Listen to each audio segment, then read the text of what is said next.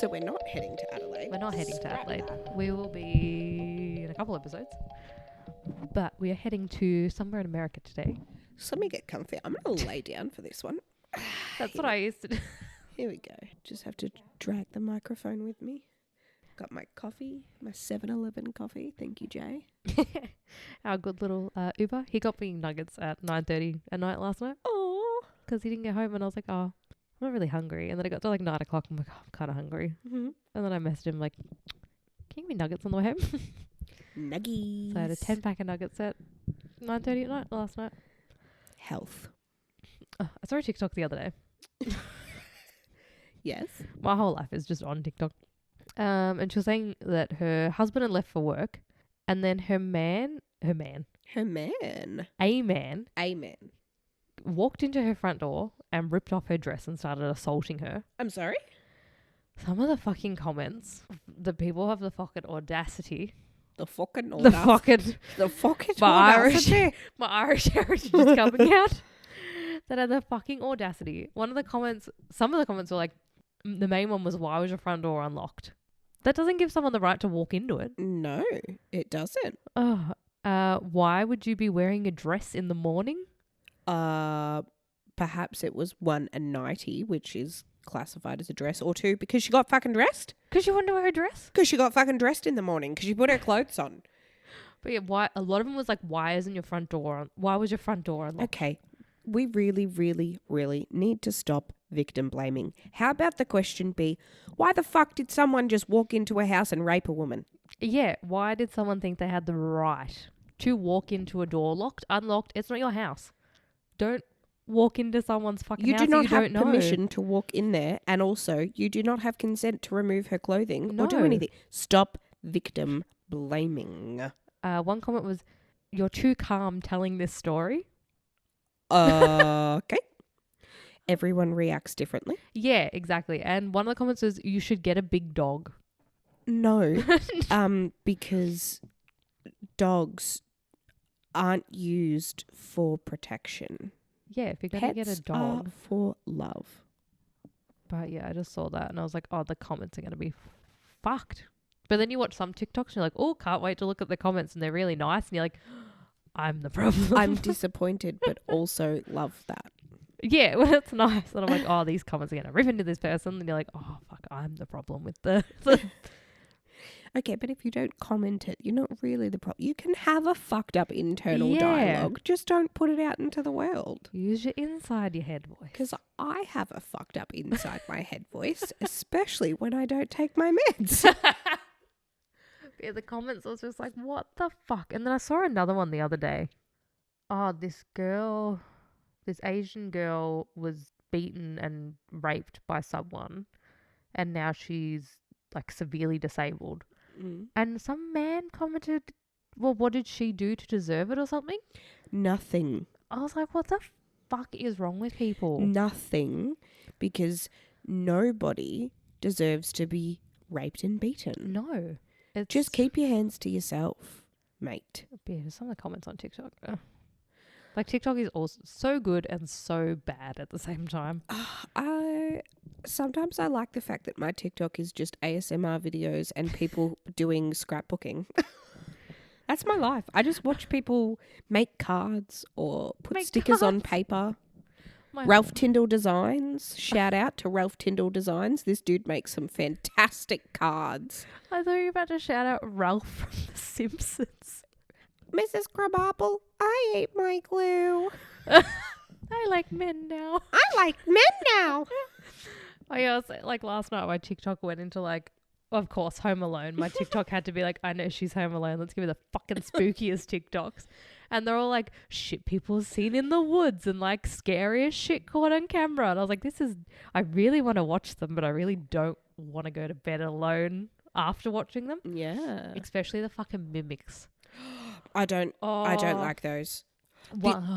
This whole like thing about AI being able to mimic someone's voice and call, like, have you seen those call scams where like you answer a phone call and it literally sounds like your fucking mum, but it's not your mum? No. Okay, so that's a scam going around at the moment, and you get a call and it God. actually comes. So for example, my mum's name in my phone is Mama Bear, and it'll jump mine up on my too. phone, call from Mama Bear, and then it'll be my mum on the phone, and it'll sound like her, and she'll be like, I'm stuck somewhere, and I really, like, I need can't get home. money. I need this money, transfer it to this account right now, otherwise I can't get home, blah, blah, blah. And people are getting scammed Oh my because they're, like, the God. panic in their voice, it sounds real, but it also sounds like them. Shit. And then other people have, like, hung up and then called back. And then, I call my mum and be like, Are you okay? are you okay? She's like, what are you talking about? I didn't call you. Jesus. But they're fuck. being able to spoof numbers and then fucking use their real voice That's and shit. fucked. And that creeps me the fuck out, because I would drop everything for my mum. If my mum Yeah. called and was like, I need $60,000, I fucking would. Not that I have $60,000, but like. But yeah, that's fucked up. But no, these were like, fucking like, Oh, not the same, but I just went off on a tangent for a little bit there. there was one of a guy, and he was like talking to the mimic in his house, which is apparently you're not meant to do. You're not meant to like acknowledge that they're there. And he Same was as ghosts. Don't acknowledge them. Leave them alone. yeah, I just listened to like a fucking Don't invite them in. this one was about the fuck what was I listening? Last podcast on the left, they'd just done a big series on Ed and Lorraine Warren. Yeah. And all that, like the Annabelle doll and shit. Yeah. And I was like, oh God. But yeah, this was like, it was acknowledged the mimic. And they're just going back and he's like, fuck you, no, fuck you, no, fuck you. And he's just like fighting with it. But yeah, all the ones are like the creepy dogs and like, I know people get triggered by the word, but like skinwalkers and shit. And like, oh, no, always at night. It's great. It's great to go to sleep to thinking of those things. Never, ever ask a ghost what they want. Just FYI. Oh, why? Because don't ask them what they want. Because then you're giving them permission to do shit. I work with an Aboriginal elder. Yeah. And she is one of my favourite people in this world. I fucking love that woman. I would die for her tomorrow.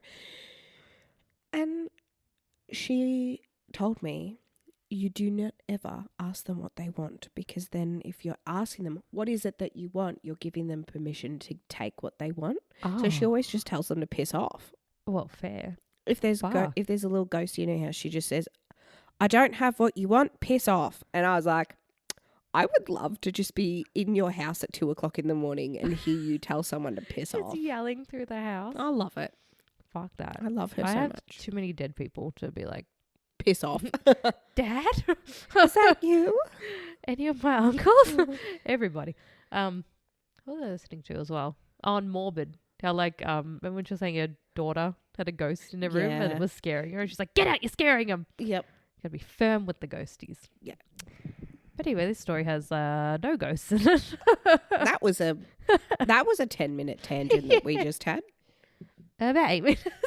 8.5. Oh, that's all right. We're getting better. We're getting better.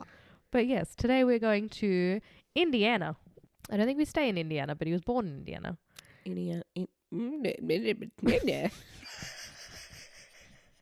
The coffee has not yet kicked in. Maybe that's why I need a Slurpee, like a little bit of a sugar kick instead of a caffeine kick. I definitely need the caffeine. Do you reckon they have coffee Slurpees? Surely coffee Slurpees exist. Do you reckon you'd be buzzing on caffeine and they've had like Mountain Dew Slurpees. I don't like Mountain Dew. It's good. I don't like it. I think 7-Eleven has it. I'm sure that they would.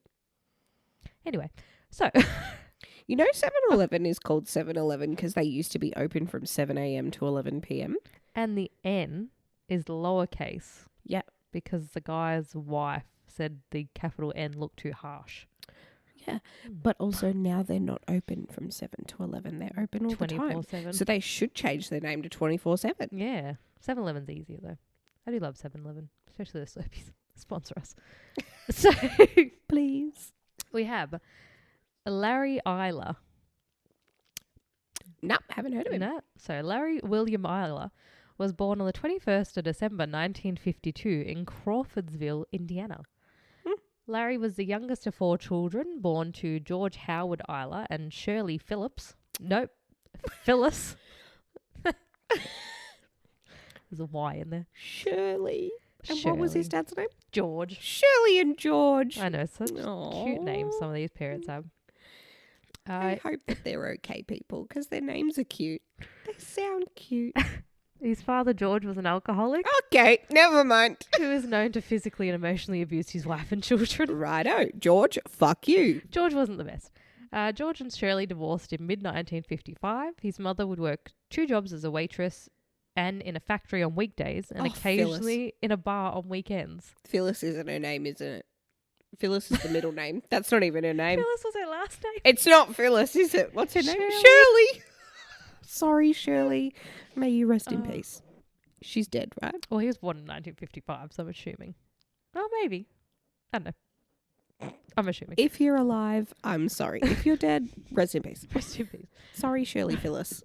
Shirley unfortunately struggled to financially support and provide adequate care for her 4 children and regularly placed them in the care of babysitters, foster families, or simply left in the care of their 2 older siblings, the oldest being aged 10.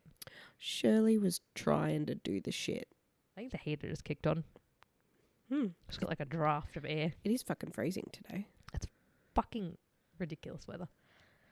In 1957, Shirley remarried, but this marriage lasted only a year before the couple divorced. Sounds like my marriage. Just kidding. That only lasted 4 months. Yeah, 4 months? Yeah.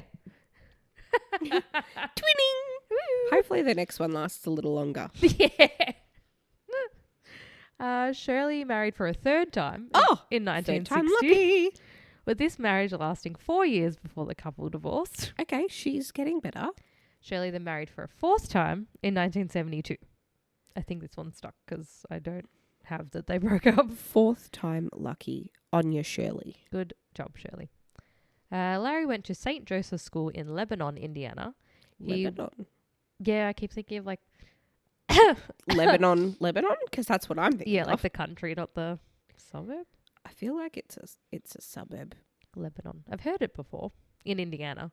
Oh. I haven't. I've heard of Lebanon in Lebanon. I think it comes up in a few cases, actually. Lebanon's getting it done. Yeah. Who is regularly targeted by bullies due to his being from a poor family and his parents' divorce, frequently leading to his sister Teresa confronting her brother's tormentors. Kids are shit. They're such assholes and they'll pick on anything. You cannot control that your parents are poor and your mum likes to get around. Yeah, your mum likes weddings. You cannot control that. You are a child. Yeah, and they're just going to be like, aha, your parents are divorced. God, I can't wait for kids to pick on Harry for having 2 mums. I'm going to be like, what is he supposed to do about it? Yeah. What can he do about the fact that he has 2 mums? He was born, he didn't have a choice in the matter. No, I'm sure he'd be fucking fine with it as well. I'm pretty sure he's happy. He seems to like us both. It's quite fond of us. His first word may have been dada, but he doesn't appear to be missing anything. Like, sir, you don't have one of them. I don't know who you're calling, but it ain't us. Oh, God.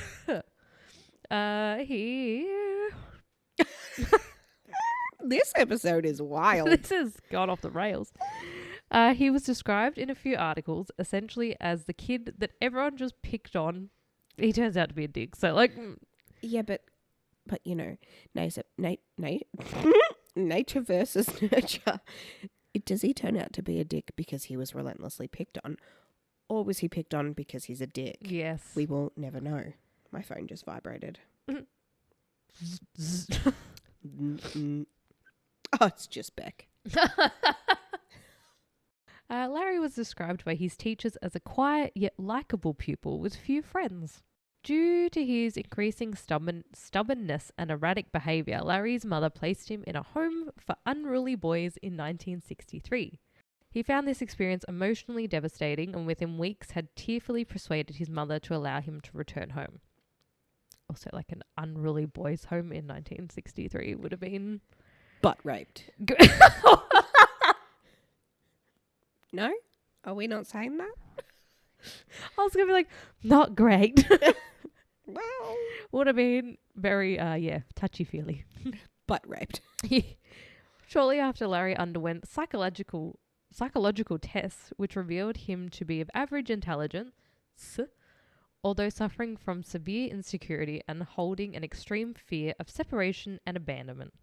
Yeah. which is understandable. Like That'll do it. he has had his dad, 3 stepdads. He's been left with babysitters, foster homes, the boys' home.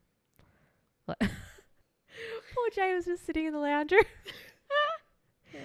Poor Jay just had to listen to me yell out, butt raped.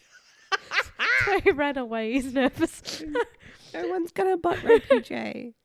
But yeah, obviously he has a fear of separation and abandonment. Like his mum just keeps... Obvi, because, you know, he keeps getting abandoned and separated. But the staff recommended Larry be temporarily placed in a Catholic boys' home in Fort Wayne. Oh, well, there we go. More butt rape. Yeah. More butt rape for you. You've got a fear of separation and anxiety and abandonment. Let's move just, you from let's your family. separate you, abandon you, and put you with the priests who like to touch up little boys. Catholicism. Fantastic. Oh, dear God. He remained... No, he doesn't help. Trust me, he does not help. Oh, what did my uncles used to say? We'd say something and you'd be like, oh, Jesus Christ. And then they'll be like, oh, he won't help you. He's dead. Not only is he dead, but clearly he doesn't really care much about that. Yes. He remained at the boys' home for 6 months before returning back home to his mother and siblings. During his early teen years, Larry discovered that he was gay. After all that butt rape. Yeah, he's like, boys' home. Do you really have much choice? Yeah. He was open about his sexuality only to his family, although he struggled with deep-seated feelings of self-hatred regarding his sexual orientation. Throughout high school, he occasionally dated girls, although none of these relationships became physical. Having been somewhat religious since childhood, Larry confided to some close acquaintances how he struggled to accept his sexuality. Larry ended up failing to graduate from high school, but did later obtain a GED certificate, and after leaving college, he obtained a job as a private security guard in the Marion County General Hospital. He lost this position after working there for 6 months, and then got a job at a shoe store. Larry also had a very brief job of 13 days working at the... That's not even 2 weeks. No. At the Augustana group home in Chicago, feeding and caring for disabled children. I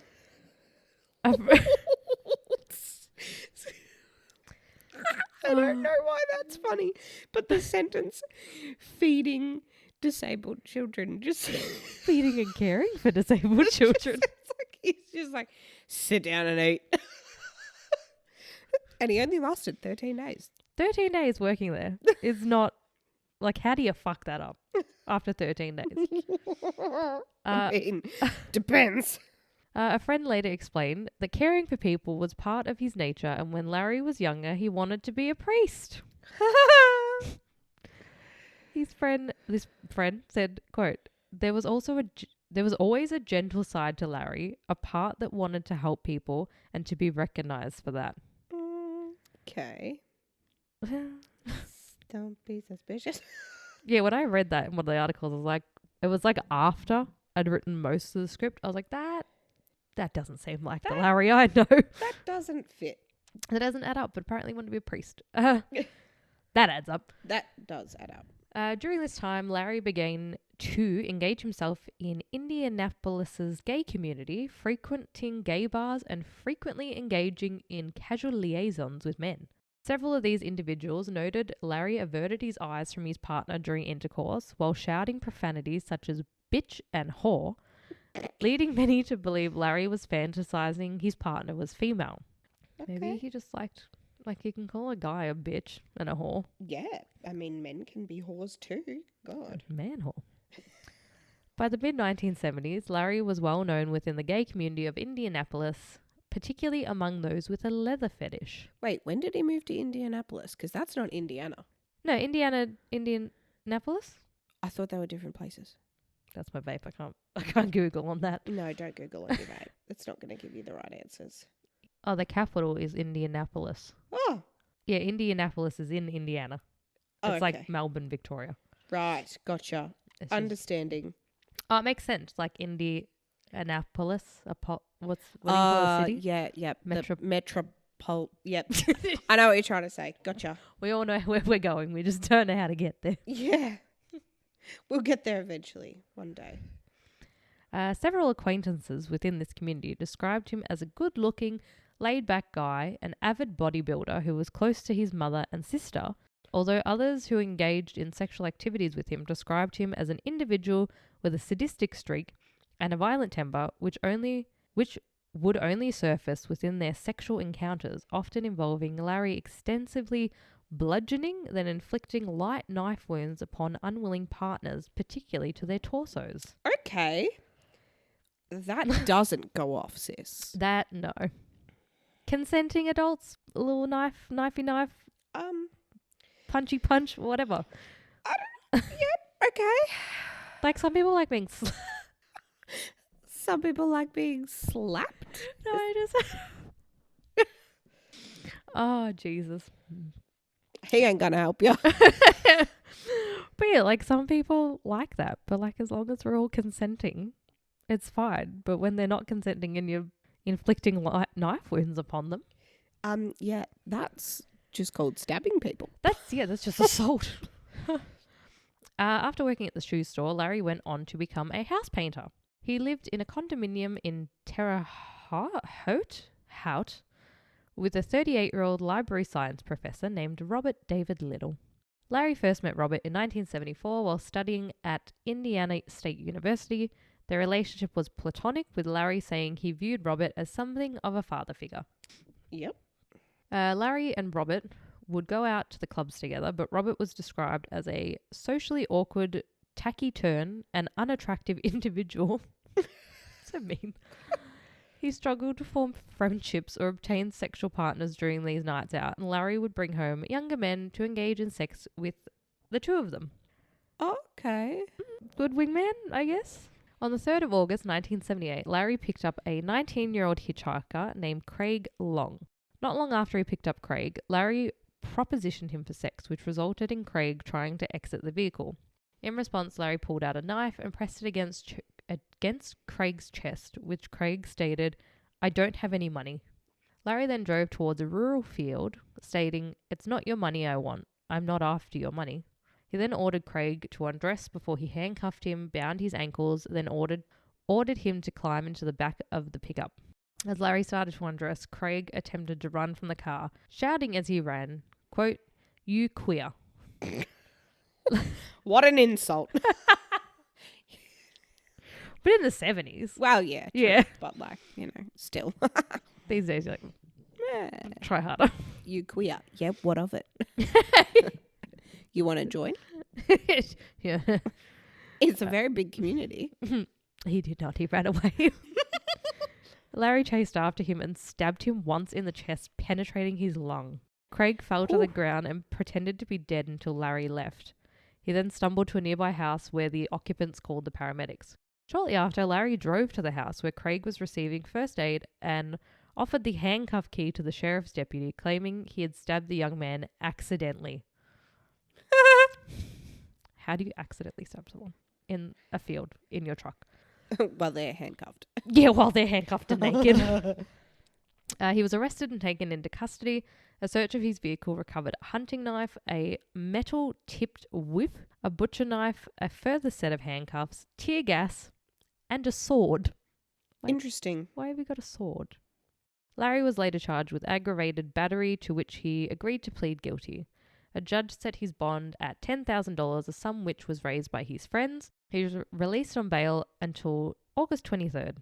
On this date, Larry's lawyer offered Craig a check from Robert Little for $2,500 in return for his agreeing not to press charges.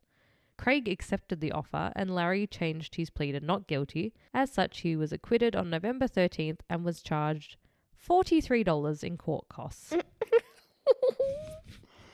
In August 1981, Larry formed a long-term relationship with a 20-year-old married man named John Dobrovolskis. John lived with his wife, Sally, his 2 children, and 3 foster children in Chicago, Illinois. Sally... Illinois. Illinois. It's got... Why is the S on the end? Sally tolerated that her husband had a long-term lover in Larry, and he would often live with the family on weekdays and even paid a third of the rent. Jesus Christ. Okay. Larry and John both enjoyed sadomasochism. Sadomasochism. Yep. And their sexual activity frequently involved Larry binding John to devices before proceeding to beat and lash him as he hurled curses at John before the two engaged in penetrative sex. Butt stuff. Oh, Jesus. Well, yep. There's only one hole's going to go into penetrate, isn't it? Yeah. The booty hole. That is an exit only. Larry would constantly seek reassurance from John that he was the only man in his life, with Larry frequently starting fights, accusing John of seeing other men. These arguments would occasionally lead to John striking Larry, who never retaliated in these physical altercations. Although Larry's primary job was as a house painter in Illinois on the weekdays, he also worked at a liquor store in Greencastle, Indiana on Saturdays. He would regularly travel between the two states, staying with John and his family during the week and then staying with Robert Little on the weekends. Now we get into the reason he's on a true crime podcast. Get into the nitty gritty. The nitty gritty of the murders.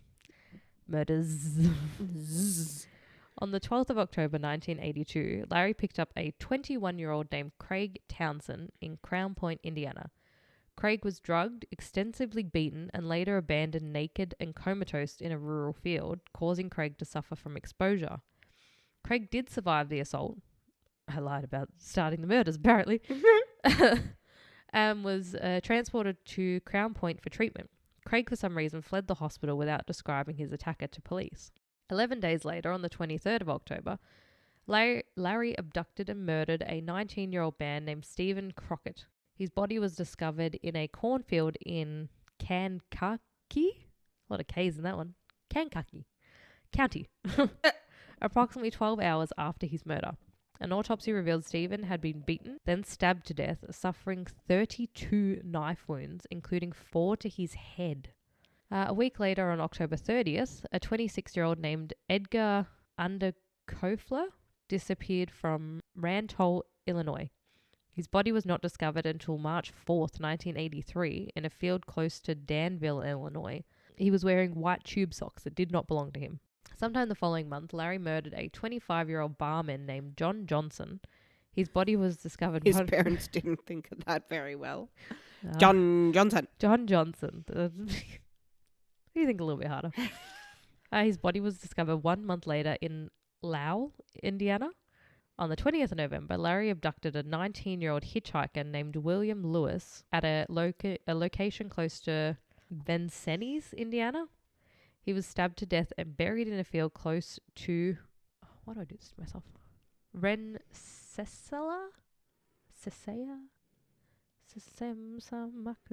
Indiana. On the 19th of December, a 23-year-old named Stephen Agan was abducted in Terre Haute. His body was discovered in woodlands close to the Indiana State Road 63 on December 28th. Stephen had left his mother's home to catch a movie with the boys and never returned. The boys. The boys. Relatives called to identify the body insisted that the white tube socks found on his feet did not belong to him. An examination of the outbuilding of an abandoned farm close to the crime scene revealed several traces of human flesh upon the walls in areas where plaster had been damaged, leading investigators to speculate Stephen had been suspended against the walls of the property as his murderer had inflicted the injuries to his body. You know what? I actually do know this case. Now that you've talked about the barn, it's clicked. Oh, I've heard about it. I just don't remember names. I just remember flesh on walls in a barn. Names don't get gory details. They stick with me. That's like I was listening to one the other day on Case File, but I swear he's already covered it, where the guy murders someone and then the cops pretend to be like a gang. So I also recall hearing that case as well. On Case File. Yeah. Yeah. Perhaps it's just like redoing it. Well, that, or maybe it just has happened more than once. Maybe, yeah. Because I feel like that's definitely a thing that's occurred. I feel like the first one he covered, they were on a plane and the guy confessed to him. But this one, I don't know. Anyway. Coroner Dr. John Pleece performed the autopsy on Stephen and noted extensive mutilation upon Stephen's abdomen, chest and throat. He referenced the tremendous rage the killer had exhibited upon his victim in his autopsy report adding a likelihood of there being more than one perpetrator in this murder. Okay. Put a pin in that. Pinned. Immediately after police conducted the autopsy upon the body of 21-year-old... Immediately after police conducted the autopsy upon the body of a 21-year-old named John Roach, whose body had been found close to Interstate 70 in Putnam County that day. Police noted striking similarities to the injuries inflicted upon John and Stephen, again noting multiple stab wounds to the victim's abdomen, upper chest and throat, suggesting an overrage exhibited by the perpetrator. On December 30th, a 22-year-old Yale University graduate named David Block disappeared from his Illinois suburb of Highland Park, having told his family he was going to visit a friend in the nearby city of Highwood. His body was discovered by a farmer in a field south of Illinois Route 173 on the 7th of May 1984. So far in the span of 3 months, we have 8 bodies. He is spree killing. He keeps going. On the 24th of January 1983, Larry abducted and murdered a 16-year-old named Irvin Gibson in Lake County, Illinois. His body was not discovered until April 15th, discarded atop the body of a dog, which had also been stabbed to death. Leave the dog alone. Yeah. Well, Don't kill people. Leave everyone alone. Keep your hands to yourself. Yeah, I'm trying to teach my toddler that right now. Yeah. We don't hit, we keep our hands to ourselves. Don't smack the glasses off Mum's face. Do not touch the glasses. I need those to see. Yeah. You want to be driven anywhere? Harry keeps trying to steal my glasses from my face and then he gets his dirty fingers all over Oh, it. it's the fucking worst. Ugh. I got boogers all over my phone last night. Yuck. It was disgusting. I can do vomit. I can do shit. I can't do boogers. I can't do boogers either. Oh. Harry bit Beck's phone with his little fucking chompers and cracked the glass on the camera on the back of the phone. And we've had to tape it because a little bit came out and I was like, well, if that comes out in his shit and tears open his butthole, that's your fault. No, he didn't swallow it. But he cracked the glass on the camera with his tiny little strong chompies. little bloody jaw. Oh, when he bites my finger, it takes everything in me to not instinctively backhand him. It's like that Get the fuck TikTok, off. the TikTok where the kid slaps her and just puts her fist Yeah. up. She's like, fuck you, kid. On May 9th, a body of 21-year-old Daniel Scott McNevey was discovered in a field close to Indiana State Road 39 in Hendricks County. The wounds inflicted to Daniel immediately tied his murder to the other victims, tentatively linked to the same perpetrator. He had suffered 11 knife wounds to his neck, 5 to his back, and 11 to his abdomen, with one wound causing... wound. Just wanted to be a cow for a second. Wound. I watch a bit more Miss Rachel to find out what a cow sounds. With one wound causing sections of his small intestine to protrude through his abdomen. Damn. Welt marks were also discovered on Daniel's wrists and ankles, and his jeans had been pulled down to his ankles. Apparently, he never sexually assaulted any of them. Maybe he just liked to look at them. Maybe... Buttholes. I think he just liked hurting people. Obviously. And then he may have gotten off. Yeah, on the afterwards. hurting. Yeah. 9 days later, Larry murdered a 25-year-old named Richard Bruce in Effingham, Illinois. His body was thrown from a bridge into a creek and remained undiscovered until December 5th. Damn.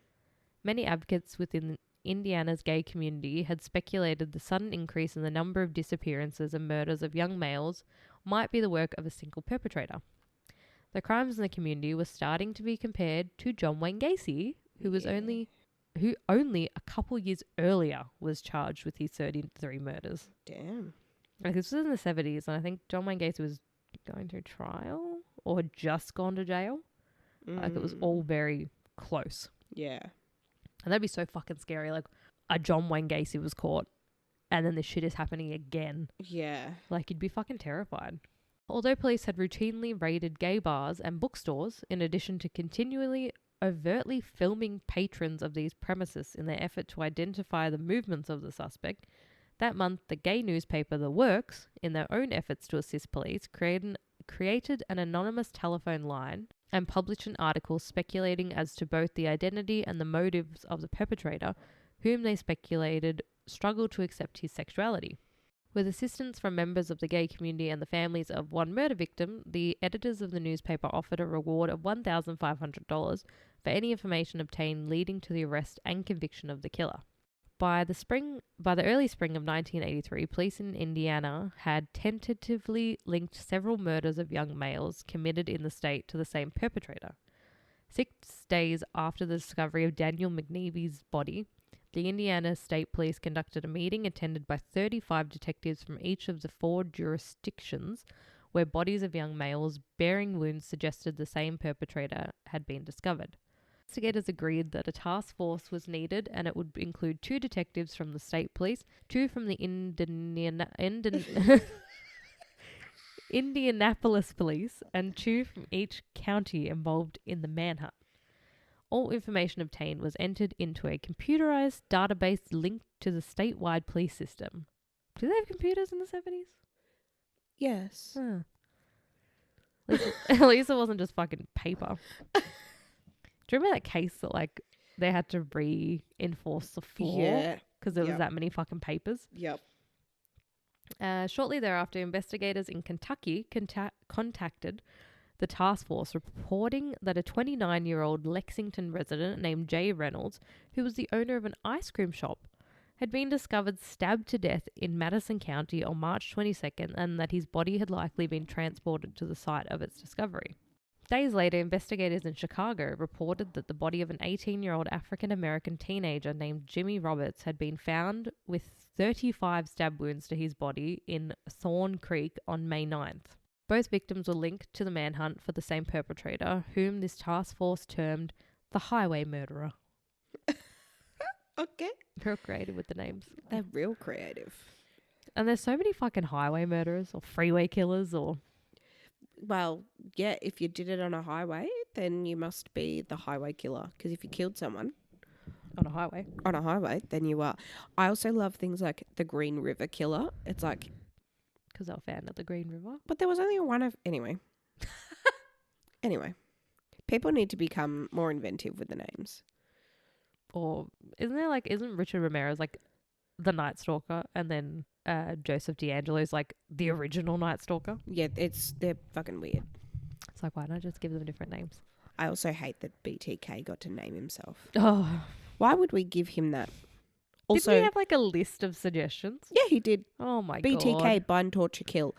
Bro, that's also the most uninventive name ever. You can't give yourself a nickname. It's just a rule. No, you can't give it. That would be like me just one day deciding that everyone's going to start calling me Patty. Patty? Yeah. I thought P-Dog. P-Dog. Sup, guys? I'm P-Dog.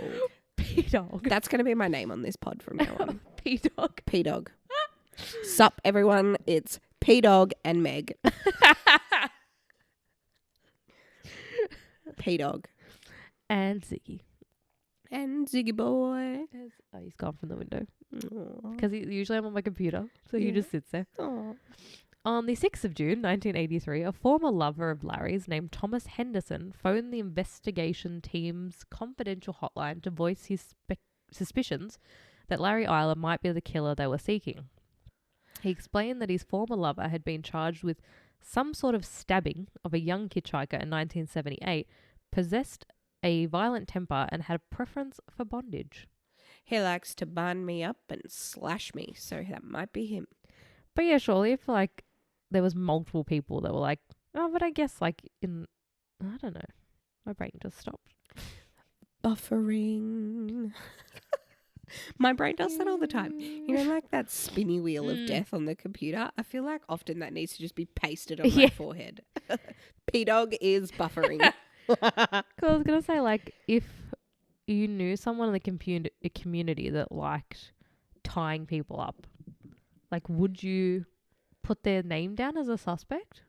Like I know these people get, like, all the victims been, like, tied up. Well, some of them have, but, like, a lot of them been stabbed. So, like, I don't know. But, yeah, obviously, if you did, like, all of the combinations of, like, he was charged with stabbing someone. Also, the people that, like, ran away from him because he tried to stab them, you'd be like, hey, how about you look into this guy? And then if everyone's saying, how about you go take a look at Larry?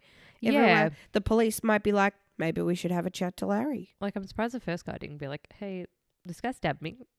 This guy did the thing.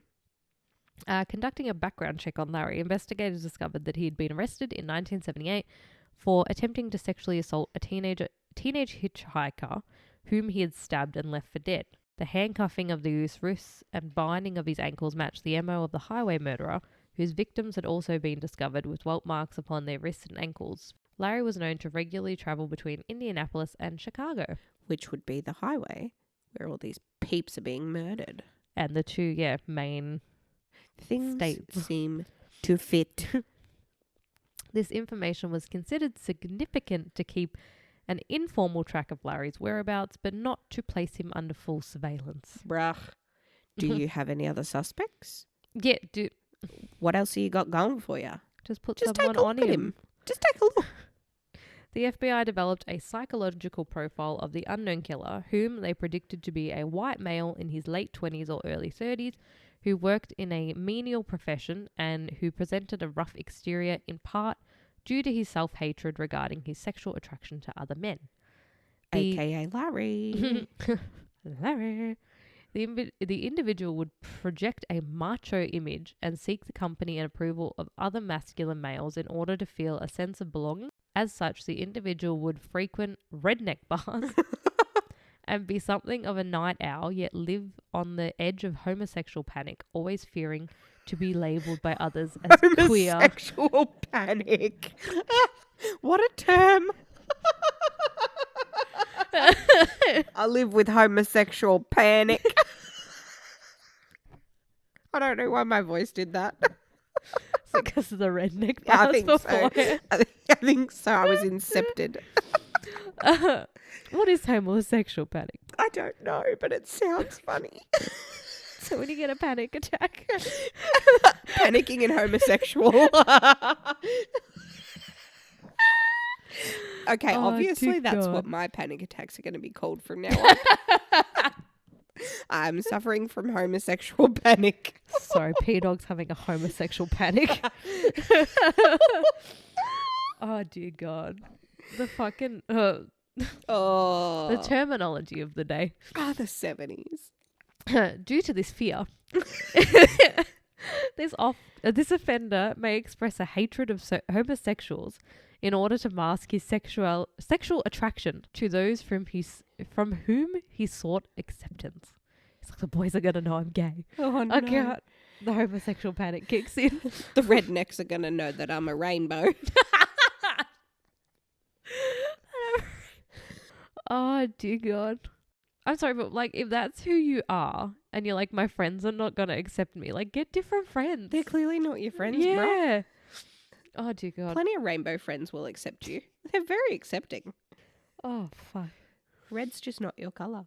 Red neck. The FBI predicted that upon completion of a murder, the offender would symbolically erase the act by making a rudimentary effort to cover his victim with leaves or soil, and that this individual likely had a middle-aged, middle-class, and markedly more intelligent accomplice in several of his initial homicides. As many victims had been athletic and lithe in stature, his profile also predicted the offender to be a physically strong individual. Have you seen a photo of Larry? No. Like, he's big. Oh, is he? Yeah, not like Ed Kemper big. Ed Kemper, I think, is actually my fave. He is fucking massive. Ed Kemper would be my favourite person. Like, not favourite, but, you know, okay. Putting his mother's head on a stick. Okay, you know what I mean? Like, of the people... Of the cases. Of the cases, Ed Kemper is one that I have really gotten into. Oh, yeah. Like, he's a big burly dude. Yeah, burly, He's a big burly gay man. Like a lumberjack type. Yeah. Just without the beard. But He's he's got the 70s porn stash. The moustache. On April 8th, the body of 28-year-old Gustavo Herrera. Gustavo Herrera. That's a fun name. It is. I like that. Was found by a construction worker in Lake County, Illinois, near the Wisconsin border. Gustavo was a father of 2, but he also frequented local gay bars. Aside from multiple stab wounds, his killer had cut off his right hand and removed it from the scene. What? I don't like when they take shit. Leave him alone. It's just, yeah, like you've done enough. You don't need to. You know that killer that like cut off the women's boobs Yeah. and kept them like around his house? Yeah, or their vulvas. Oh, like Ed Gein. Ed Gein just had a box of vulvas. Ed Gein is so fucked up. Yeah, but he just stole it from bodies. He didn't actually kill people. He just chopped up vulvas from already dead people. Like he only killed. They're not gonna need it. I think he only killed one person. Yeah. But he had he's all that. fucked up. He had that nipple belt and all. he had a chair and a lamp. He had bowls made out of hollowed out skulls. He had a lot. I remember telling my mum that case. I told my mum about that too. I was like, Mum, check this out. Got a nipple belt. He's got an apron made out of face skin. He's so fucked up. I feel, yeah. Anyway. On the 2nd of July, the half-undressed body of an unidentified Hispanic man was discovered in a field near the city of Paxton in Ford County, Illinois. His victim had been dead since June 7th or June 28th. That's a big time frame. Uh, Since June 7th or June 28th. Oh, sorry, 27th. Oh, okay. I'm like, So in a 21 couple days. That's a big... 27th or 28th. Okay, gotcha. That makes more sense. That, yeah. Yeah. Shorter time. Yeah. And had been repeatedly stabbed in the abdomen. 8 weeks later, on August 31st, a tree trimmer crew discovered the body of a further victim, a 28-year-old named Ralph Calise, in a field close to a tollway near Illinois Route 60. Route 66. See, we don't say route though. No. We say route. Yeah. But like you think of Route 66. You don't say Yeah. Route 66. No. But also you say route and I think sex. Fuck yeah. Want a route? Route 60. 69. Could you imagine if they had a Route 69? Like, imagine how many times that sign would be stolen. Yeah. Probably just skipped it. He had been stabbed 17 times with a butcher or hunting knife, with several wounds inflicted to his abdomen, causing sections of his small intestine to protrude through his body. Oof. That's like, That's insane. like for it to be coming out, that would be like the knife going in. And then And dragging pulling it it back out. Yeah. Oh. On October 4th, 2 mushroom hunters discovered a human torso concealed inside a plastic bag in Kenosha County, Wisconsin. So it gets around. Mushroom hunters. What are they just people trying to find like magic mushrooms? I don't think they're trying to find magic mushrooms. I think they just look for wild mushrooms. That's not as fun. The victim was identified on October 11th as 18-year-old Eric Hansen, a St. Francis teenager who had last been seen alive on September 27th in downtown Milwaukee. Eric's head, arms, and legs had been severed from his torso with a hacksaw, and the torso itself had been completely drained of blood. Imagine just like hacking off some arms and legs in public. In like a forest, woods. It's still public. Like, you don't know who else is going to be out there, and you're just like hacking out. And I feel like that would take a while. Like, what's a hacksaw? Is it the... It's like a little hand saw, isn't it? Yeah. Again, this is a podcast. People can't see you air drawing a hacksaw. But it's like, it's a little handheld saw thing. I mean, I don't know. I've never had to cut through bone, so I wouldn't know. I feel like it would take a bit of effort. But I feel like even in like surgery, they use things and it still takes a bit of time. A jigsaw. They use a power tool of sorts. I don't know. Is a hacksaw a powered tool? I don't think so. His skull and hands were never found. Damn. Again, where is he keeping these hands and someone's skull? On October 18th and 19th, the partially decomposed bodies... Yeah, the hacksaw is the little thing. Yeah. It's just human powered with a really thin little but he blade. was big. Yeah, but still, that's a bone. That's fucked. How long would that fucking take? Email us at DisorganisedDetectives@gmail.com. And we will promise to keep you anonymous if you wish. Or even if you're a detective? Not a disorganized one. That's us. If you're an organized detective. If you're a real detective. No, like an autopsy technician or... Oh, yeah. Yeah. Like someone that cuts through bones. If you work in Avatar, Catherine Knight, email us. She's still alive. Yeah. I think so. Yeah, I think so. On October 18th and 19th, the partially decomposed bodies of 4 further victims were discovered alongside an oak tree close to an abandoned farmhouse in Lake Village, Indiana. Shit. 4 at once. Each victim had been dead for several months, and all 4 had been partially buried with sections of the body of each victim remaining exposed above ground.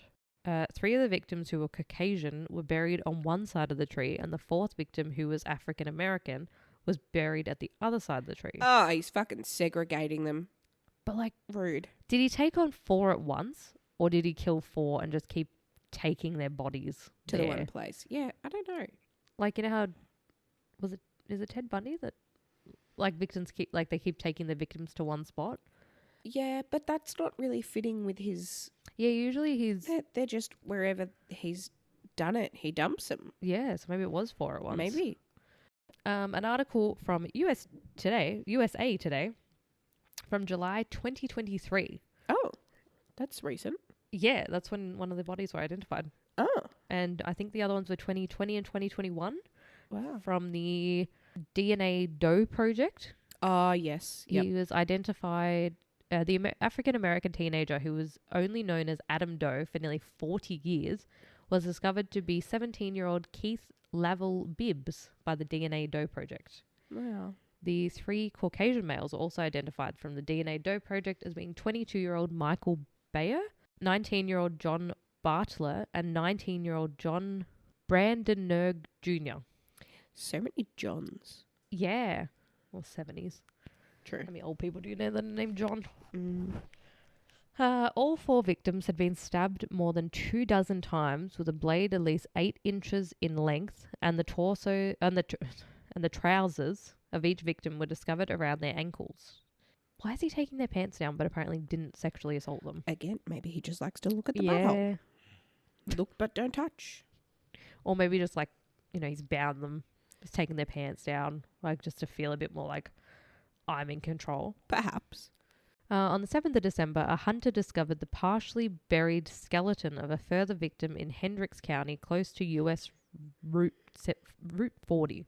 The victim was identified as 17-year-old Richard Wayne, who had disappeared on March 20th while traveling from California to his home in Montpelier, Indiana. Another decomposing victim was discovered beneath the remnants of a burned mobile home a few feet from where Richard Wayne had been buried. This descendant was determined to be an African American, approximately 5'9", although his remains have never been identified. Hmm. So by the end of 1984, we now have another 13 men murdered.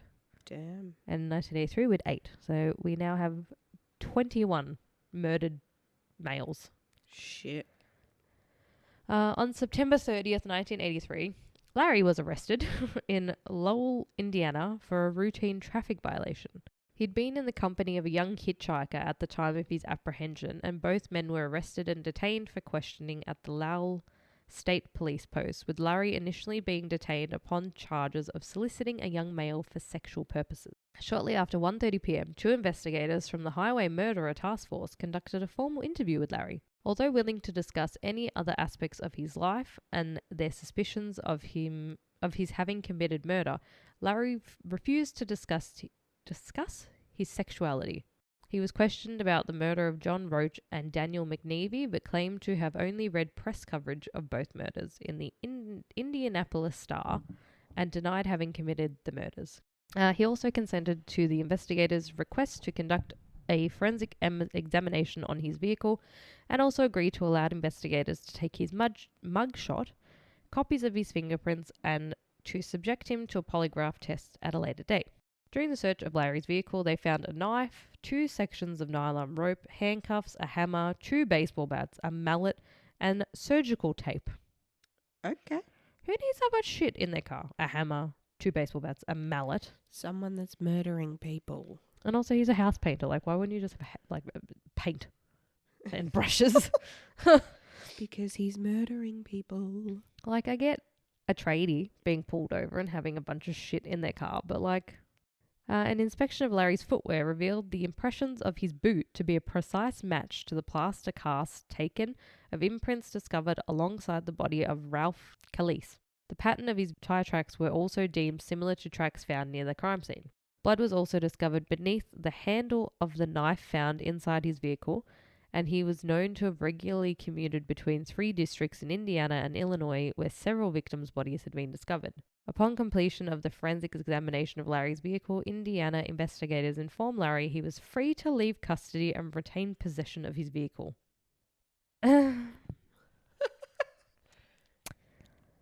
Why? Dumb.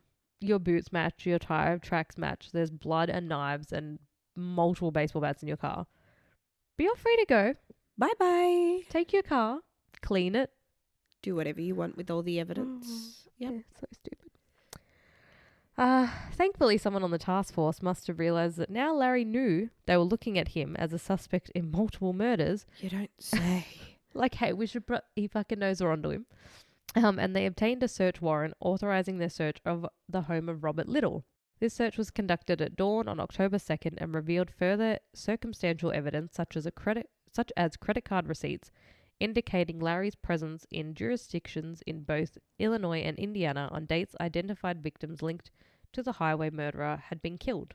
An examination of phone bills retrieved from the property revealed Larry had regularly placed collect calls to Robert's home at odd hours shortly after identified victims were believed to have been murdered. One of these calls to Robert's homes had been placed from a payphone near the Cook County Hospital on April 8th, the murder date of victim Gustavo Herrera. Hospitalization records revealed Larry had received treatment for a deep cut to his hand on this date, which he claimed had been caused in a fall from his truck in which he had landed upon a glass beer bottle. Don't be suspicious. Don't be suspicious. Don't know about you, but I've never fallen out of my car and landed on... I've never fallen out of my car. He also went to the hospital in the county where the dead body was found to get treatment for an injury he sustained whilst murdering said dead person. Like, He's not the brightest. tool in the shed. Baseball bat in the car. Investigators further discovered Larry and Robert had recently spent several weeks on vacation in New York City, returning to Indiana shortly before Ralph Calise's murder. These revelations led a member of the Indiana task force named Kathy Berner to remark to her colleagues that if Larry Eyler were not the murderer that they were seeking, he was following the actual killer on a daily basis. Okay. Could you fucking imagine though if it like wasn't him? Yeah. And it was just someone really happened close to him. in the exact spots every day. As the tire impressions obtained by Indiana authorities were not suitable for comparison with the impressions obtained at the site of Ralph's murder, Illinois investigators received approval from a state attorney to seize possession of Larry's truck. After he already got it back. He's like, already what the fuck? had it back, bro. The vehicle was impounded at the Lake County Sheriff's headquarters on the evening of October 2nd, and Larry accompanied investigators to submit to further questioning by an investigator named Dan Collin. On October 6th, the boot and tire imprints recovered at the scene of Ralph Calise's murder were sent to the headquarters of the FBI in Washington, D.C. for further analysis. And several days later, the FBI reported to investigators that the boot impressions were a precise match, including 4 distinctive areas of wear and damage to the soles. Furthermore, the tires on Larry's vehicle were from 2 separate manufacturers, and the physical impressions recovered at the murder scene were determined to be from these 2 separate manufacturers, and the tire impressions were determined to be a perfect match. Yep. If we did this the first time, we wouldn't have this occurring now. Larry was formally charged with Ralph Calise's murder on October 29th, with his bond being set at $1 million and an initial trial date set for October 19th. So also during all this questioning and trial, the police were discovering 7 bodies. Shit. Could you fucking imagine? On November 1st, Lake County investigators obtained a search warrant to conduct a second search of Robert Little's home. The primary purpose of this search warrant was to determine whether the victim's missing t-shirts and wallets had been retained as keepsakes.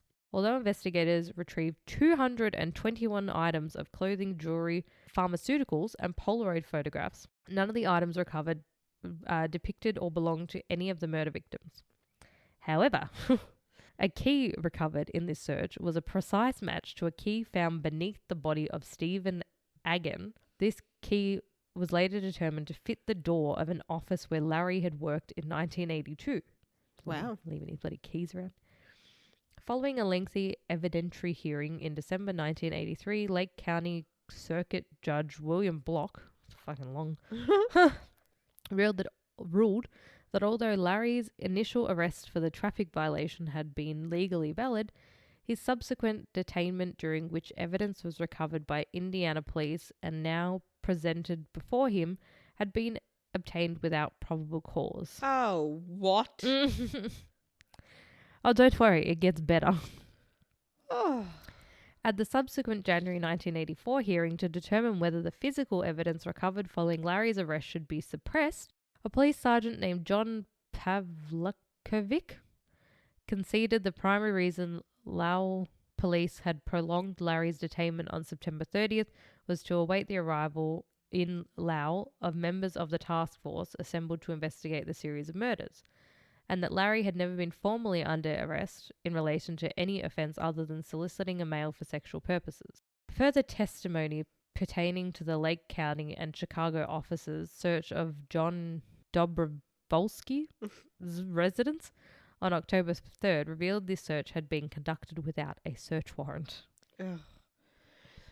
Why do the popo do dumb shit like that? Yeah, they kind of get fucked on. Like, you took too long. It's because I was waiting for shit. You didn't act fast enough. Well, But don't do illegal stuff. You are the police. yes, and just You need a search warrant to search. Just wait for the fucking warrant. yeah, just hang out outside of his fucking house. On February 1st, Judge Block ruled that although Larry had signed a Miranda waiver upon being detained, he had been taken into custody for interrogation upon charges unrelated to the crime of murder and was only later detained on charges of soliciting. Judge Block ruled the physical evidence recovered by Illinois investigators in their comparison of his boot prints and tire tracks of the plaster cast recovered at the Ralph Calise crime scene had been tainted, as the search had been prompted by Larry's initial illegal detainment by Indiana investigators in violation of his constitutional rights. Fuck the Constitution. With the exception of the tire impressions and hair and blood samples obtained from Larry, Judge Block ordered all evidence obtained to be suppressed. And the judge also reduced Larry's bond from $1 million to $10,000. That's ridiculous. It's fucked. As a result of this ruling, Larry was freed from custody on the 6th of February 1984, his family and Robert Little having paid the reduced bond fee. 4 weeks after his release from custody, Larry relocated to Chicago, Illinois. He resided in an apartment complex in Rogers Park, with Robert Little purchasing the furniture within the property, paying the weekly rent, and purchased a new set of tires for his pickup. Wow. Robert Little's doing a lot. On the 19th of August 1984, at approximately 10:30 p.m., Larry had lured 16-year-old Daniel Bridges to his apartment. Apparently this was not the script I was working on that had lured in it. Daniel was the youngest of 13 children. Damn. And was known to have worked as a sex worker with male customers. He was mainly known to have worked in the streets at Clark Street and Montrose Avenue in Chicago. Joyce Bunch, a friend of the Bridges family, testified that Daniel often stayed at her house and would babysit for her. She also knew that he was a sex worker. Daniel took part in a documentary focusing on child exploitation in America. He had been a close acquaintance of victim Irvin Gibson and is known to have been wary of Larry, describing him as a real freak who was well known to the male sex workers of Uptown. Daniel said during this interview, "I really don't like to have sex with other men. It makes me feel cheap. Some say they have a knife and will stab me. Some say they have a gun. I ran away from home and had sex with men to get room and board." That's sad. Yeah, like, well, that's your only... That's your option. Yeah. That's your Livelihood. That's your. What else are you looking for? I don't know. Brain cells. I can't help you. I have very few of my own. They're few and far between. On Sunday morning, on the 19th of August, Daniel was at Joyce Bunch's home. His clothes were dirty, and Joyce had offered him a clean pair of jeans and 4 t-shirts. One t-shirt was a Duke University t-shirt with cut-off sleeves. As he left Joyce's home, he asked if he could return to spend the night there. During this weekend, Larry and John had plans to spend the weekend together, but Larry had called him to cancel them as Robert Little was coming over. John was annoyed by this and told Larry that he would go out with a man named Ray, who he knew Larry did not like, and urged John to stay home. Robert arrived at Larry's apartment between 4 and 4:30 on Friday. They spent the evening together, and then Robert went to sleep in the bedroom while Larry slept on the couch.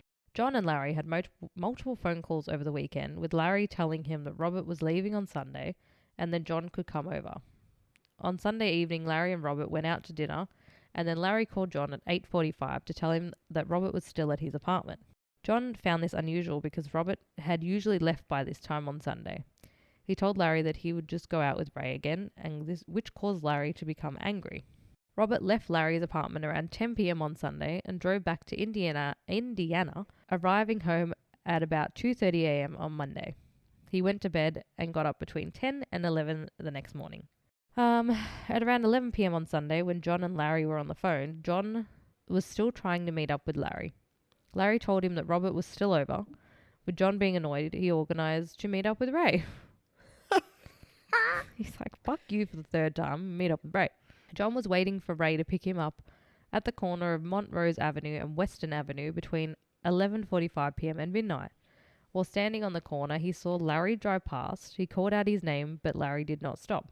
When John returned home at around 3:30 a.m., he called Larry again to get him to come over to his house. Larry said that Robert was still there, and when John said that he would just come over to Larry's, Larry shouted, "No, don't do that." Don't be suspicious. Don't be suspicious. No, don't come over. No, don't do that. Don't come here. Nothing happening here. And he agreed to meet John at his house, arriving at around 4 a.m. Who the fuck stays up this late? Jesus. Talk about a booty call. Yeah, jeez. The pair had sex on the kitchen floor, and John testified to a number of unusual things about Larry's behaviour. Larry appeared to be exhausted. He was not wearing any underwear or socks. His hair was wet, and for the first time in their 3-year relationship, he was non-responsive during sex. Okay.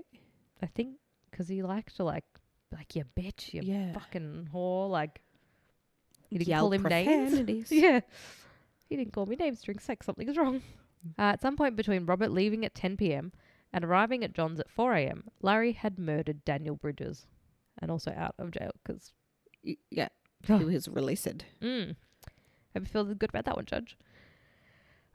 Once inside Larry's apartment, Daniel was bound to a chair with clothesline before he was beaten, tortured, then stabbed to death. Wow. Larry then dismembered Daniel's body in his bathroom. His body was cut into 8 pieces, each of which was completely drained of blood before being placed inside 6 separate garbage bags. On the morning of Monday, August 21st, a janitor named Joseph Bala discovered the multiple garbage bags placed inside a garbage dumpster close to Larry's apartment and within a unit not intended for usage by tenants. Believing the bags to have been illegally dumped, Joseph chose to remove the bag from the dumpster to inspect the contents. Wow. I wouldn't be doing that. Fucking ruin this guy's day. Yeah. Removing the first bag from the disposal unit caused the bag to split open and revealed the contents to be a severed human leg. Yeah, that'll ruin your day. Could you fucking imagine? Who's dumping rubbish in me rubbish bin? Just open it up to it. Your brain would be like, it's a mannequin. Definitely mannequin. What am I looking at? Joseph then quickly called the police to report what he had found. Yeah. By the time the police arrived, 3 other janitors were standing around the dumpster. Joseph told police that one of the other janitors had observed a tenant named Larry Eyler placing the bags in the dumpster the previous day. Oh, Larry. Fucking Larry. You need to be glad people are fucking stupid so they get caught. Yeah. Larry. Recognizing Larry Eyler's name, a police captain named Francis Nolan informed the 4 other officers present, quote, "Detain anyone occupying apartment 106. I don't care who it is." Okay. Within minutes, Larry was arrested within his apartment. John was also taken into custody, although he was soon released without charge. On the 21st and 22nd of August, a forensic examination of Larry's apartment was conducted. It revealed copious quantities of blood had recently been cleaned from his bedroom, which had recently been repainted, although extensive traces of blood splattering were located across the floors, He's walls, a house and painter. ceiling. Oh, yeah. So he can just repaint his house when he gets blood on the walls. Yeah. Oh, that just yeah, that makes sense. And why would you? So stupid. Oh, Larry. Oh, Larry, you dumb fuck. Glad you are. Glad, yes, that's the silver lining of them being so stupid. Numerous traces of blood, later determined to belong to Daniel Bridges, were also discovered upon a mattress, the seat of a chair, a leather belt, a sofa within this room, and beneath the floorboards of the doorway to the bathroom. Jesus. That's a lot of blood soaking into the floor. Yeah, and it's just everywhere. The fucking walls, the floor, the ceiling. Everything. Inside Larry's closet, investigators discovered Daniel's jeans and the Duke University t-shirt saturated with bloodstains. They also discovered a hacksaw, extra blades for the hacksaw, and an owl. Not a hoo-hoo, but like a little screwdriver. Oh, okay. Yeah. The forensic examination of the bags used to conceal Daniel's remains revealed several fingerprints determined to belong to Larry. These fingerprints were discovered on both the internal and external surfaces of the bag. On August 24th, investigators conducted a luminol test inside Larry's now empty apartment. The test revealed extensive traces of blood in the bedroom, further markings across the floor indicating Daniel's body had been dragged from the bedroom into the bathtub, where the teenager's body had evidently been dismembered. On the 22nd of August, Larry was formally charged with the murder of Daniel Bridges. He denied any knowledge of the crime, insisting his fingerprints must have been inadvertently placed upon the bags containing Daniel's body as he moved them aside, as he had placed other garbage bags within the dumpster. Yeah. They're not my garbage bags. I put other garbage bags in there. Yeah, I just moved those ones to the side. Even though my fingerprints are on the inside of the bags as well as the outside. Yeah, I just went snooping. I saw a leg and went, oh, that's not my problem. That's not me. That's not on me. In order to legally seek the death penalty, the prosecutors at Larry's upcoming trial, Mark Rakowski and Rick Stock, opted to charge Larry with the felonies of aggravated kidnapping, unlawful restraint, and concealment of Daniel's body in addition to the charge of murder. Larry was brought to trial on the 1st of July 1986 and entered a formal plea of not guilty. On July 4th, a janitor named Al Burdicki testified to having witnessed Larry make between 8 and 12 trips to his communal storage locker on August 20th, with Larry explaining to him he was getting tools for a job. Okay. Oh, Repainting your bedroom because it was covered in Daniel's blood. Yeah. That job. Several hours later, Al had also witnessed Larry making 3 separate trips to the garbage receptacle. Al asked him what he was throwing out, and Larry replied, "Just getting rid of some shit from my apartment." That's a person. You're throwing out a body. Bits of people. Just some shit from his apartment. After a 9-day trial, the jury deliberated for 3 hours before returning their verdict. They found Larry guilty of aggravated kidnapping, unlawful restraint, and the murder of Daniel Bridges, in addition to concealment of the teenager's body. Judge Urso formally sentenced Larry to death by lethal injection, emphasizing his decision had been difficult for him to reach due to his religious beliefs. Oh. Urso explained, this is a judge. Yeah, I know. Ugh. It's really hard for me to sentence you to death because I'm religious. But also, he fucking went and murdered a bunch of people. Yeah. Like a bunch of people. 22. But at this point, they don't know that. They, suspect him of doing a few. He said, quote, "The senseless and barbaric murder of a 16-year-old boy, a killing which was so brutal it defines description, shows me your complete disregard for human life. If there ever was a person or situation for which the death penalty is appropriate, it is you. You're an evil person. You truly deserve to die for your acts. I thereby sentence you to death for the murder of Danny Bridges committed during the course of his aggravated kidnapping." Okay. Okay. In May 1988, Larry filed a formal appeal against his conviction, saying that yes, he had dismembered Daniel's body, but it was actually Robert Little who had murdered him. Oh, okay. This appeal was dismissed. In November 1990, a Vermilion County prosecutor named Larry Thomas obtained the physical evidence retrieved against Larry in relation to the murder of Ralph Calise and Stephen Agin, with the intention of presenting the evidence before an Indiana grand jury. Upon being informed of his impending indictment in the murders, Larry agreed to voluntarily confess to his culpability, although he insisted that the murder of Stephen Agin had been committed with the assistance of Robert Little. Really throwing Robert under the bus here. Robert's done a lot for you, mate.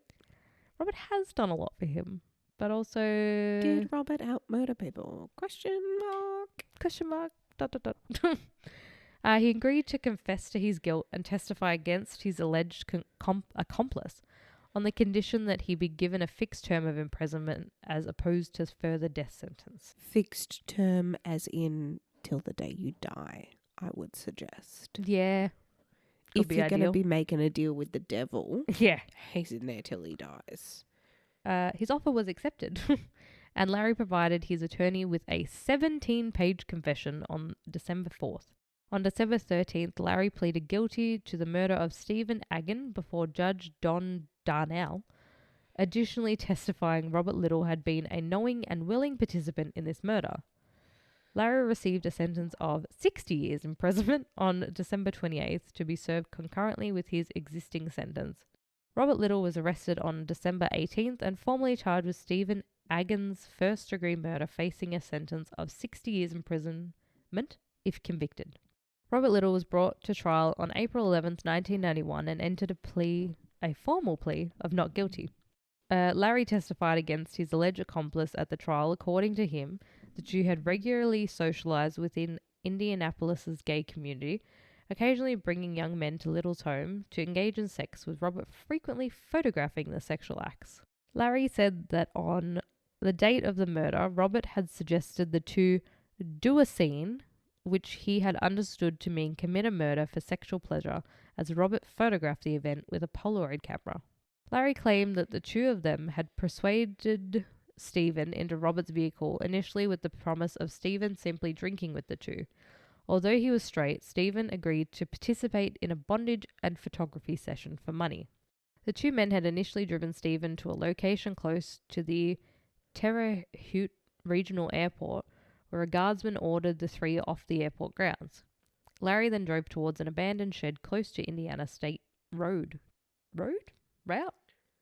63. Not sure, might have fucked that one up. At this location, Stephen's hands were tied above a beam before he was gagged and bound. According to Larry, Robert then shouted, "Get the knife." Get out the knife, sorry. Get out the knife. Get out the knife.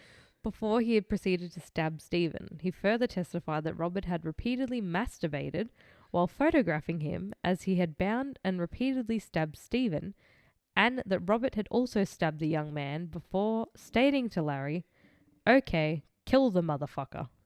One of Robert's defense attorneys asserted that because he had appeared as a witness for the prosecution at Larry's earlier trial for the murder of Daniel Bridges, he was simply implicating Robert in a murder he had committed as a form of revenge. Larry was questioned in regard to the 15 other alleged victims of his, which on every occasion he exercised his Fifth Amendment rights. Of course he did. I plead the fifth. Yeah. No, this is about Robert.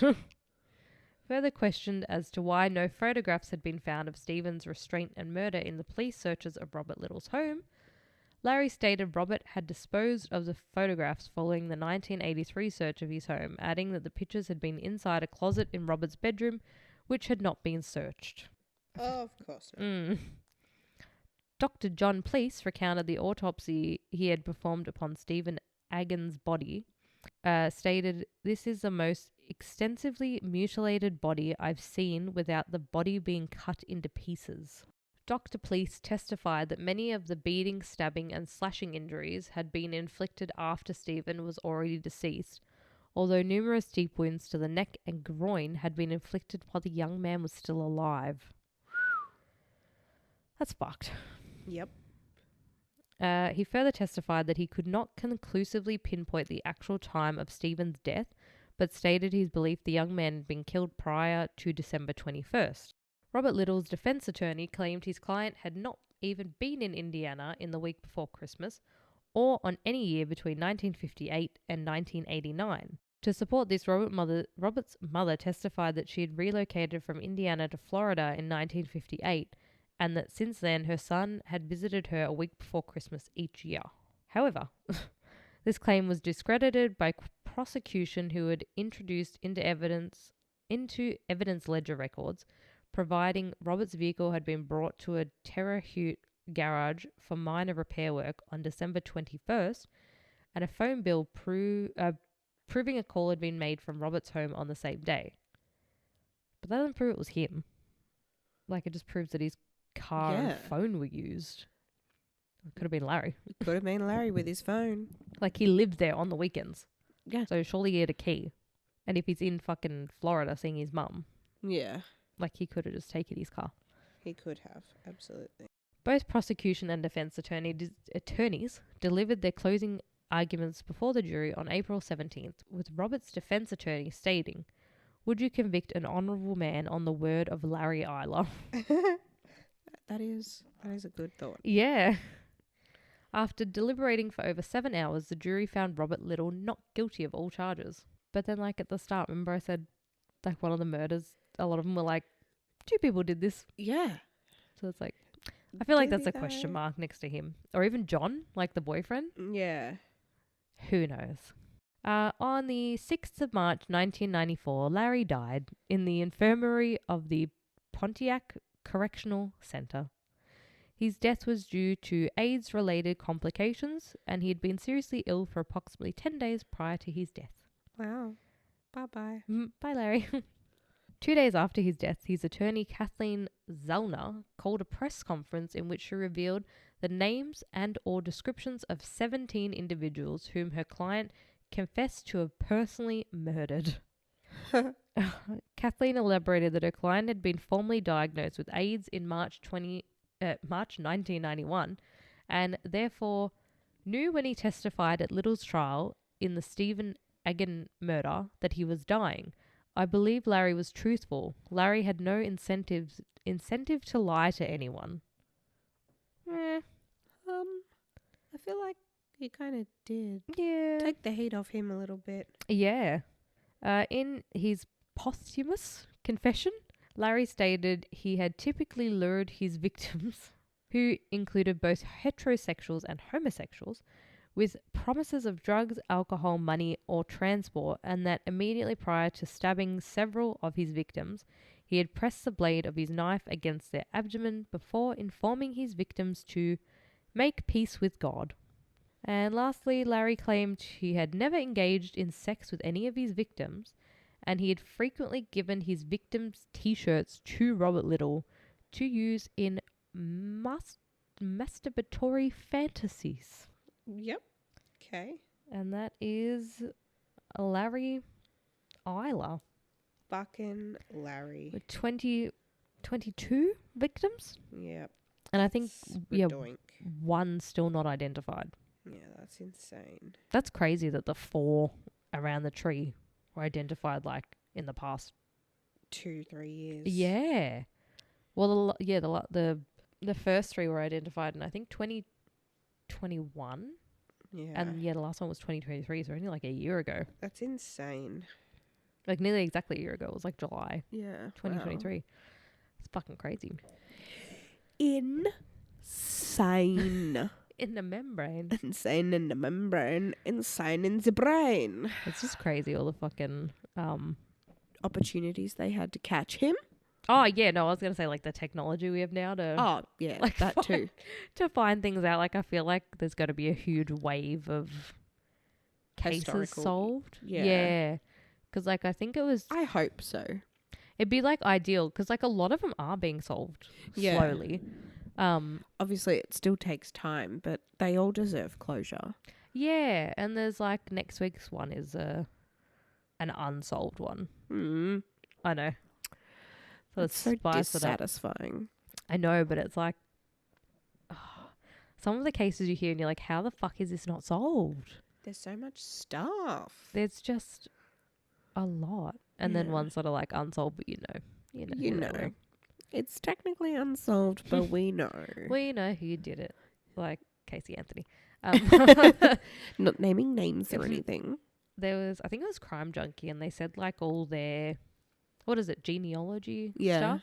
A lot of that got put on hold because of COVID. Yeah, and so now they're just starting, like the past couple of years, starting to test everything. They're also working on, like, they tried to, or they have successfully, like, banned being able to use familial DNA from, like, those Ancestry.com or 23andMe things. They banned it? Yeah, or at least they're trying to. Why? Because apparently when you sign up to, Ancestry.com and shit, you're not consenting to giving your DNA and stuff to the police. But you have to... I'm not saying I agree with it, but I think like they're trying to say that, like, you can't do that. Oh, shit. Why can't they just add a checkbox? Like, do you want your DNA in the database to potentially solve crimes? Yeah, I don't know. You just tick it. I don't know, but there was like some moral quandary. Like I get, like yeah, your DNA could be going anywhere, but yeah, but I haven't committed any crimes, so I don't really care about putting my DNA on Ancestry.com because I'm not hiding. If you've got nothing to worry about, why are you worried about where your DNA is going? But also, if one of my family members went and committed some heinous crime, I'd probably want to know. Like do we go to family dinner and hug Grandpa knowing that he's raped people? Probably not. Not that my grandpa's raped anybody. Sorry, Grandpa, I love you. There is absolutely no chance of that ever occurring, which is why I don't care about putting my DNA on Ancestry.com. Yeah. Like, I don't think I have any. Like, I probably do have. I don't know. That's how I found my uncle through Ancestry.com. But it wasn't through DNA. But he didn't. I don't think he was a murderer. Murder people. I don't think so. But that's how, like, the Golden State Killer got caught. Exactly. It's through familiar DNA. And if he wasn't caught, he would have just, like, lived out his days. Never been fucking caught. Never been caught. And all these poor people were raped and murdered and shit. I think they should just add, like, isn't that why companies have policies and procedures? Like, you're meant to read through them. Like, I know no one ticks the terms and conditions, but it's probably in there. Like, if you're that worried about where your DNA is going, like, well, if you're and really that concerned about it, don't do a DNA test. But also, look at yourself if you're that concerned about where your DNA is going. Yeah. Take your tinfoil hat off. I feel like they should just take everyone's DNA when they're born. And then that way we wouldn't have to wait to confirm DNA. Because if when you're born, they just like do a little skin pricky with your blood and shit. Yeah, and then one day you do a crime and then they're like, oh, hang on, this person was born at this hospital this time. And yeah, why don't you can your DNA change? No. I don't think legally they can do that, but I feel like they should. You could consent to it. I feel like they should just be able to like hand over when the baby's born, take a little bit of the DNA and then we won't have all these unsolved crimes. Yeah, like, oh, we had sperm on the floor, but no matches. Yeah, no matches because they've never been confirmed. We've got DNA from every single crime they've ever committed. Yeah. But we just don't have the original they've just never been caught to confirm it to. Whereas if you just took it when they were born, like, they'd be like, well, the fucking government and shit already have all our other personal information. Well, I mean, yeah. Well, yeah, that was Larry Eyler. Anyway, I have to go to the bathroom. Yes, my mouth is very dry. I go do wheeze. And we'll see you And Next week you will listen to us. We won't see anyone. why do It's I a podcast. always fuck that up? There is no visual, only audio. You will hear our lovely voices in your ear holes next week. Yes, you will. Yes. Thank you for listening. And until then, goodbye. Goodbye. I was like, Until then, don't put your murder DNA in a people. system. And don't murder people. Don't murder people. Don't stab people. No stabby. No stabby. Okay. Goodbye.